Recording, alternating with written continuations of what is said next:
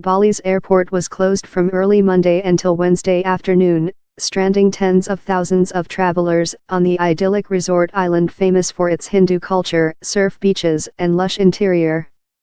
It reopened after the hazardous ash clouds changed direction, but the threat has now closed the small international airport on Lombok Island until at least Thursday evening.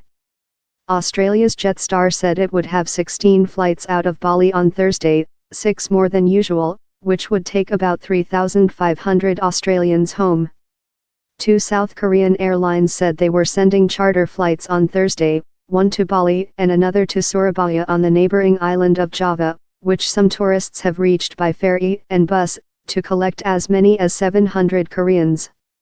The volcano was erupting less furiously Thursday.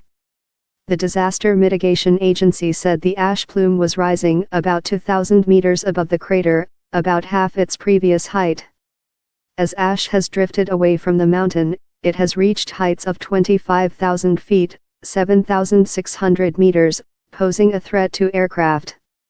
President Yoko Widodo ordered ministries and agencies, the military and police to help Bali's government deal with the disaster, and he has urged anyone inside the mountain's exclusion zone to get out for the sake of their safety. Authorities have told 100,000 people to leave an area extending up to 10 kilometers, 6 miles, from the volcano. About 40,000 people are staying in 225 shelters, the disaster agency said, but tens of thousands more have stayed. They feel safe or don't want to abandon homes and livestock.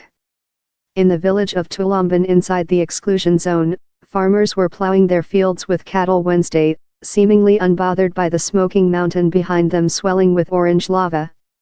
In Sukadana village, about 8 kilometers from the crater, a few remaining residents said mud flows of volcanic debris and water had passed through the area for a couple of days before solidifying.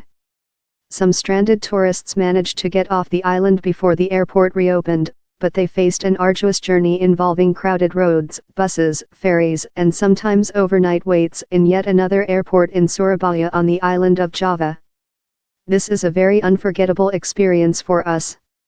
So much hassle and definitely one for the books," said Cheryl David, a tourist from Manila, Philippines, who arrived Saturday in Bali with 3 friends and was supposed to leave Tuesday. She said the experience didn't dampen her feelings about the island. "Yes, still a paradise," she texted. Indonesian officials first raised the highest alert 2 months ago when seismic activity increased at the mountain. The activity decreased by late October, and the alert was lowered before being lifted to the highest level again Monday.